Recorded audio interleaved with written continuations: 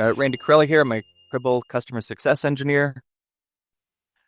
So here on breakdown of the grok patterns, and let me find the right screen to share. First off, kind of what are those grok patterns, right? And at their core, it's a nicer way of describing regular expressions. So here in my stream, if we go to our processing and knowledge, it's a little bit easier just to take a look at them. And here we have grok patterns. So this lets us create a library. You can see we can name them. So the core patterns would be something like applies to everything, but then you can make them specific for firewalls or web traffic, etc. And then you can leverage them. If we look here, right, this is kind of how it's built. We give them a name that we can reference and then a regular expression pattern. And that's what makes these much more reusable, as well as just more user-friendly, right? So if somebody was trying to parse some events, normally you would have to write this regular expression. And unless you actually know, right, the regex syntax, that can be a real pain in the ass. So knowing, would I want to have to type in all of this or just know that I can reference this name, essentially, right? So that's where we build these patterns. And you'll see that they build from each other. So with things like a username will then be used in this user field, right? This syntax here references it. So if I use this username, it will decode it back down to this base regular expression. And so you can kind of treat these a bit like Lego blocks. And you can create these little blocks with these little regular expression chunks, and then you can put them together to make more complicated patterns. And if you change the base one for some reason, it will then propagate through all the ones that reference it. So if you have to make an adjustment, it makes life a little bit easier that way. So I guess any questions so far? And we'll mention, feel free to interrupt me here at any time. Perfect. All right. So that's kind of their core. And then you want to just build out these libraries where they make sense. So here, that's where in the common one, you'll find things like username, email addresses, what is a number, right? Even space or not a space. And you could basically give your users a little glossary, I guess, of here's what you're trying to get and maybe, what it might match in an event. You can see even for timestamps, it builds it out with like a year, then an hour and a minute. And then we use those for things like building a timestamp or an ISO timestamp. Puts all those different patterns together. So we can kind of break that down if needed here for folks. But first, I wanted to highlight these couple of docs pages. So one is the grok patterns library. And this kind of goes through and explains a little bit about those ones. And then this grok function one as well. This is where in your pipelines, you would actually now be able to leverage the grok patterns. And so that's how we use them. And you'll notice in here, when we kind of get over to our pipeline, that we don't really reference a library. So you want to make sure kind of that your names in here are unique across the different files. Because when it references them, it's going to look at all of the libraries that are in there, and you don't have to specify a specific one, which makes them pretty usable without having to remember, hey, which library was that in again? If we take a look. Oh, sorry, go ahead. Say, what happens if you fail to do that and you get a duplicate or conflict? When you go to use it, I'm not sure, maybe if you go to save it, let's kind of go try one here. I know when you use it, it will warn you that you have a duplicate field name. I'm not sure about this one. Let's just say, let's make that the same as this. So when saving it, it will allow that one. And that's one case I haven't tested to see if I do have the same name twice, which one might win or how that might work. Okay, so we don't know. But it should complain when you try to use it anyway, right? Right. Yeah, and at the very least, it doesn't like when you have the same field name. So when you actually use a pattern, you specify what key name do I want to apply for that data. And if you have that name twice, I know it will definitely complain saying, hey, I already have something assigned to say syslog priority or timestamp. And so just rename that one to timestamp 2 or event time, receive time, etc. That's a great question, Rich. That is one I'll have to go and test and see if I do create a duplicate pattern somewhere, kind of how that happens. And if it maybe takes them top down or, what works there.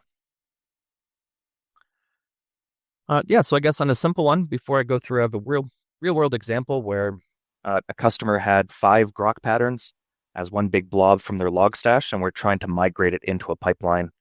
And they did run into a few conflicts that I had sorted out. So we'll kind of go through a couple of their examples and kind of break down what the regular expression might look like.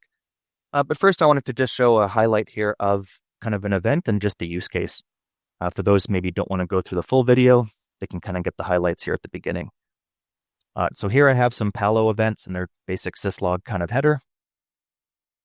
And if I go in and just add grok for my pipeline function, that's where we're going to know it's just looking for the pattern, right? No library. You still have the options like final for what they're matching. And that does become important if you have multiple patterns like my example afterwards here. But for something like this one, we'd maybe want to parse the syslog priority first. So we could go look at... Yes, I will do that. You know what mommy did? We can go and take a look at our library to go find that one. So maybe Linux syslog would be a good place to start since I'm dealing with syslog if I am looking to see what's around. And we do see that there is a syslog priority item here.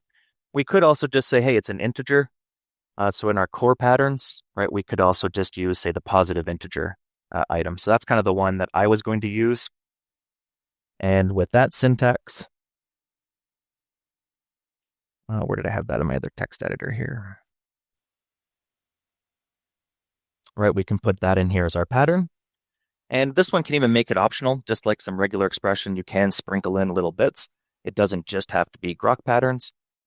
But here, without the optional portion, what we're saying is match a literal open, greater than sign or pointy bracket, and then use this replacement. And then we're expecting this closing bracket. This portion here is going to specify the grok pattern that we want to use. And then after the colon gives it the field name that we want to parse. So if we look at that one, when I hit save in our output, we should get a field name called syslog underscore pry with the value of 14. Right, and so we do see that now it created our new field with that value for us. Then from there, you just kind of can build it out, and especially with this pipeline viewer, makes it nice and easy to see, is it working, is it not? Right, our next step here would be, we want to parse the timestamp. So if we were to go and look what our options were for timestamps, and here I would go to the syslog one. Oh, maybe not. Guess that's still in the core pattern. The one I took here was syslog timestamp. And you can see just based on even the description, it's going to have the month, then a space or multiple spaces, then the month's day and the time.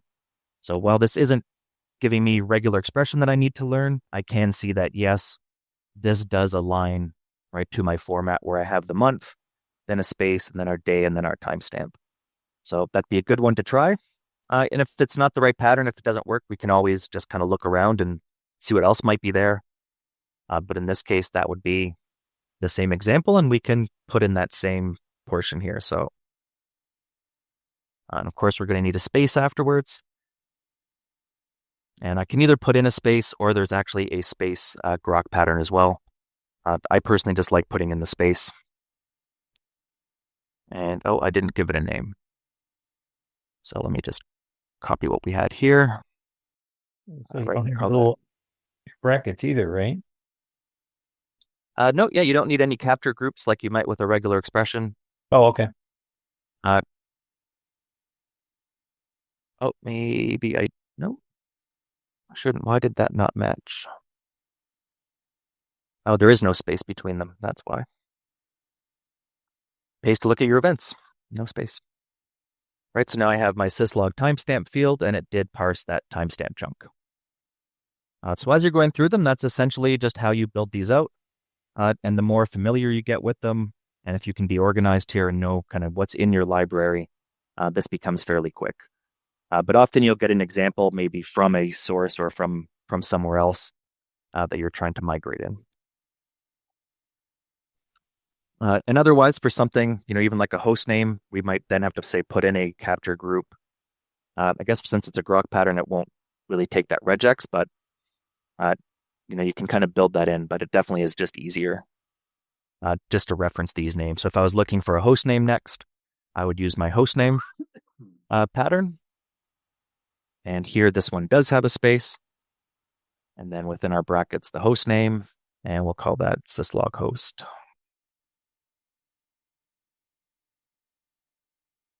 And so you can see here, now I pulled out that next value within my regex. And if anyone's coming back to read this later as well, it's a little more, I guess, easy to see what's going on. Oh, I'm getting the priority, especially if you name the fields, like syslog priority instead. All right. If you make these names very descriptive, it's easy to see that, oh, I'm expecting a priority, then a timestamp, then a host name. And is that kind of what I'm expecting here? So that's kind of the basics of these ones here. Are there any questions so far? Have a couple in chat. Do you always have to anchor from the beginning? I don't believe so here. Let's take away our priority and just start here. And we see here we still just get those ones. So it will go to the beginning, or it will go find that as well and skip this section here. And we did still get our timestamp and our host name.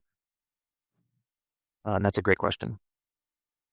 And then the other was just a little bit more information, and they say Grok also supports PCRE, which is the standard regex operator. Does not, since it uses ECMA script JS regular regex engine.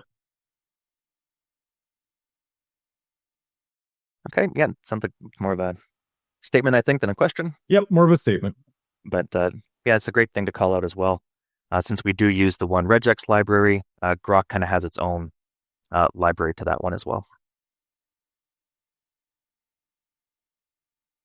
Another one just came in. It says, Michael asks, it looks like Grok pattern library is separate from packs.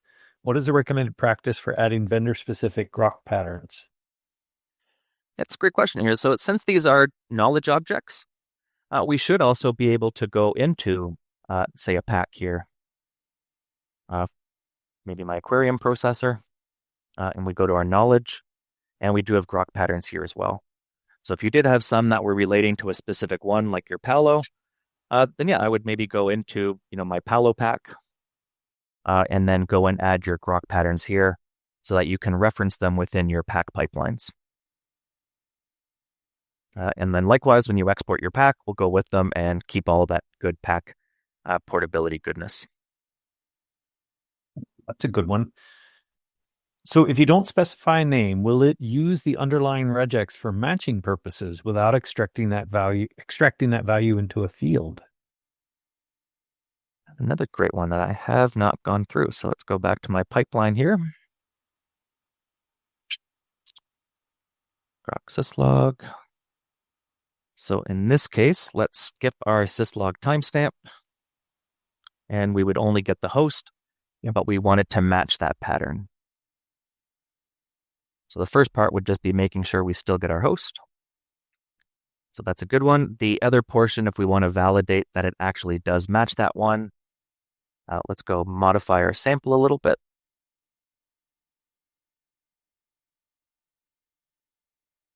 Where's the underscore raw in here? There it is.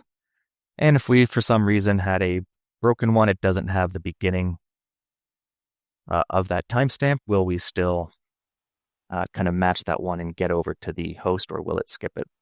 And in this case, it did validate, right? It did require that I have a syslog timestamp.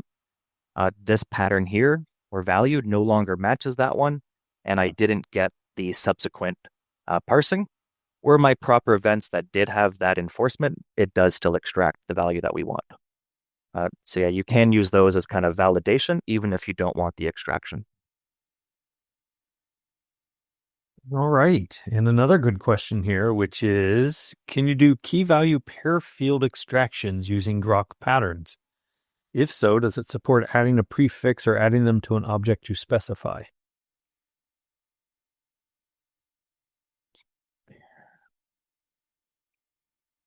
Yeah, I don't know about that one. For that, I would just use kind of the parser with the key value pair rather than a Grok pattern. That will both simplify your life in the pipeline. But in general, the grok patterns are meant to kind of replace regular expressions. And so I don't know we'd really have that same, KVP kind of parsing of more that token approach with that one. All right. And Michael, you are correct as well, where you can make these optional by putting things in like a regex group, right? And putting in the question mark afterwards. So if you only have the one pattern, we should be able to just add the question mark. And in the first one, I should get my host name back. Yep. Although in this case, it's a little bit off just because I think the space in here didn't help. But so since the space might be optional, we would probably do that with this pattern here of everything we want in that group and then make that group optional with the question mark. And that still did break things a little bit. But I think that's because the syslog host is pretty generic as a pattern, where it's really just looking for numbers and whatnot here, nothing more enforced for the format. That's all right. I totally would have been suspicious if everything in this demo had gone perfectly. So, yeah. But for the one, right, the nice one here, my example was like the syslog priority, and you can make that optional with this one here. And in this case, with my syslog timestamp, it would... Oh, it should have. Oh, that's right, because this no longer has the right value in the timestamp. But in this case, right, it did get that one, and because it has it, but if we modify our sample again real quick, we can both put back our September in here, and in this case, we're going to remove that priority instead. Yeah. And now with this pattern, this one will still be able to get the timestamp, even though it doesn't have the priority. Well, this one will get both fields for us.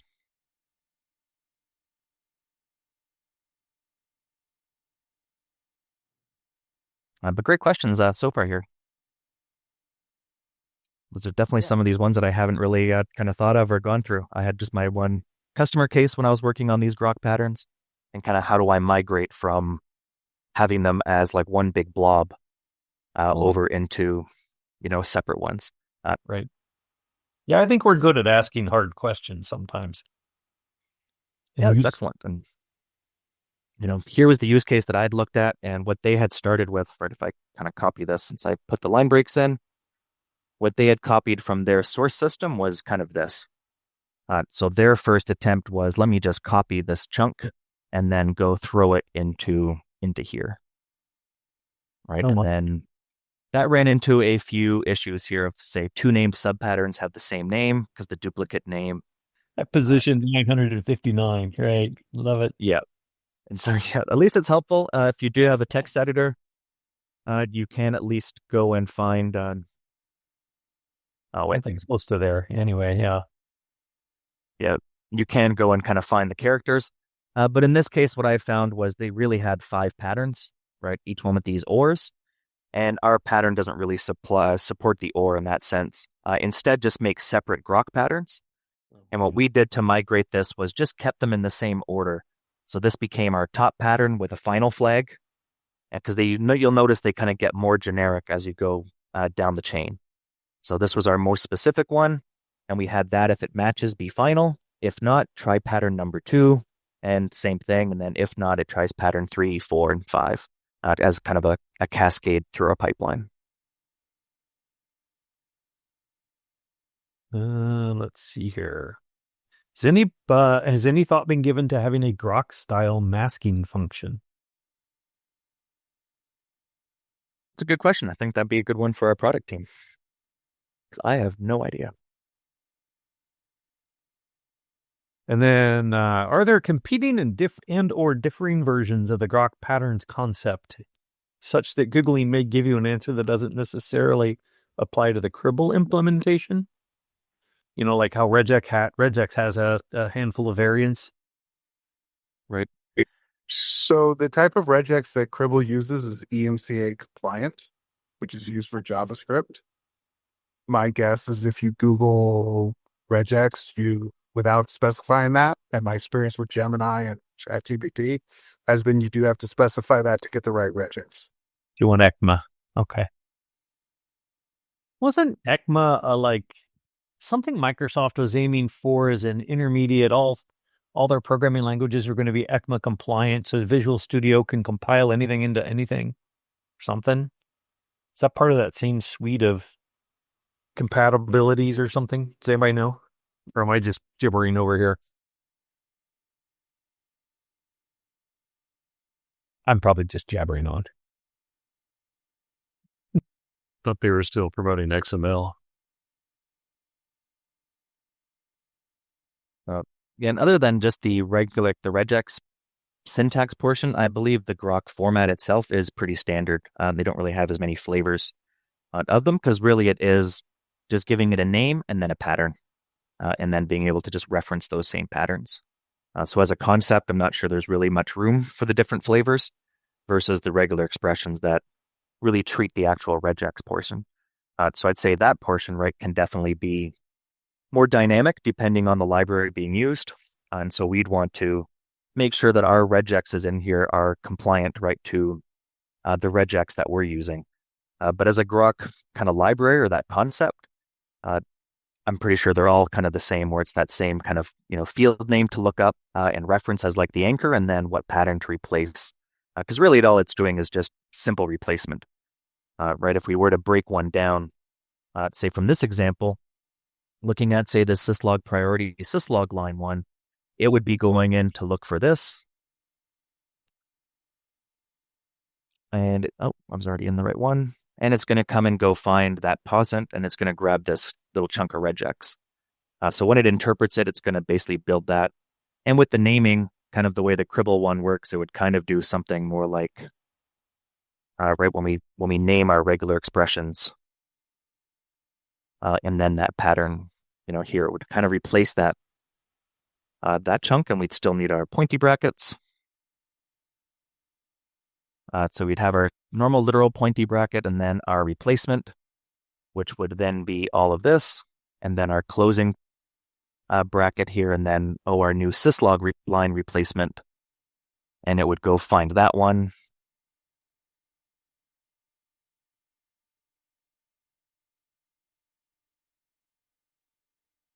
Syslog line is a bit different than our syslog thing. That's over in this one. Syslog line, and it's going to then replace it with this pattern. So at this step 1, you would kind of end up with something like this one. And then, this pattern breaks down to something else. So, right, so all of that is now kind of regex and what's syslog base 2. And it would go find that one, and it will now replace that with this. Then our space, and then write the greedy data. And that would just be a dot star. And it will just keep doing those replacements until there's no more of those to be handled. And since this is kind of an OR, right, that would be our syslog timestamp. It would come back into that. And we have syslog timestamp, which is now month, day, time. And you can kind of see how that one complex one right now breaks down into these, and it will follow that until it's all just basic regular expression syntax at the end. And for the full example of me going through kind of one of these in full detail, I did that in the YouTube recording. I don't think I want to bore you guys of going through all of that here to see the full pattern. You can already see by the end of it, you're going to have a very kind of ugly, regex versus a nice, pretty, Grok pattern here. Something as simple as just these two, even with just these replacements, you're already into something like this. And it's just going to get kind of more and more added to it by the end. So that's where it really makes those nice and powerful as a library, rather than having to really be a regex expert. You can have one person create the library, even if it's a vendor or someone else, and then the rest of the team doesn't need that same skill set to actually use it. So far more user-friendly. Much like our REST collector, makes it much easier than using something like curl or Python in order to kind of make it a little more generic and just easy to reference. Right. All right. Did we have any other questions? Sorry, I'm just fully yawns today. One of those days. Let's see here. Oh, okay. In the Palo example, you were using Grok for the beginning of raw, and then doing the rest of the fields with some sort of CSV parser. What would be the best practice for something like that? That's a good question. For something like this one, because we have the Palo parser already, I probably wouldn't use the Grok patterns at all for my Palo, because we already have a very robust, just kind of selected CSV parser for it. But yeah, you could certainly do that part where if you had a syslog header portion or some other, I know even maybe for like a Ceph format that has the certain format or details before a different type of format after it, then yeah, you could use the Grok pattern for the beginning and maybe just create a separate field for the rest of the data. So if we looked at that one, that would be something like this pattern to give us our syslog hostname and our timestamp. Oh, we don't have the hostname in here. I think that was just host, right?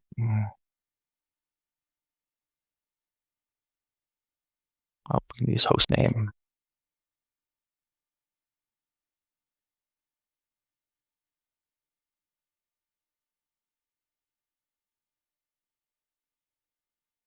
Right, so we're extracting our syslog details that we may want, and then something like the greedy data, right, for just the dot, that dot star, or even just, I guess, greedy data goes all the way. Data, right, is the non-greedy version. But in our case, we'd want to capture everything else, and we could do that example here and call that, CSV data or something like that. And then within our CSV data, having just those ones, we could then use something like a parser function to extract the CSV. And call that event data here, and kind of quick and dirty. In this case, I guess it didn't quite match that one. Oh, I didn't tell it what to look at. That would do it.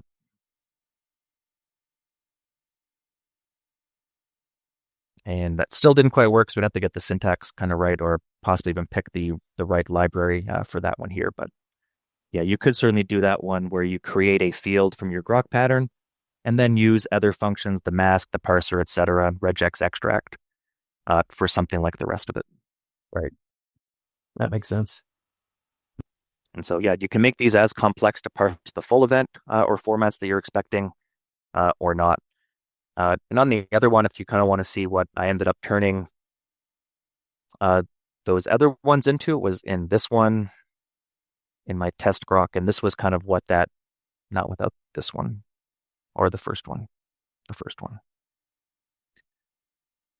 That's where each one of those patterns I'd put in. Here was pattern 1 with all of that detail that they had, and we made it a final flag, and that's how we did the ORs. Was try pattern 1, and if it doesn't match, go to the less generic one and just down the chain here. And then the bottom one was just that very generic one through here. And so that's how you can just kind of create these cascading for that OR. Hey, I started with 5 patterns, but Cribl doesn't like when I have the same field name, specified twice. We just create 5 patterns. All right. Thanks, RC. That was fantastic. Absolutely. Yeah, that was very useful. So yeah, my pleasure, folks. And I hope more people kind of look at those. If you're using a lot of regular expressions, it's a good one to look at, right? Definitely a more user-friendly. And I like the replacements. Like I say, if you make the change in one, then it cascades down the other. And you don't have to maybe go remember to go change things in 10, 20 places.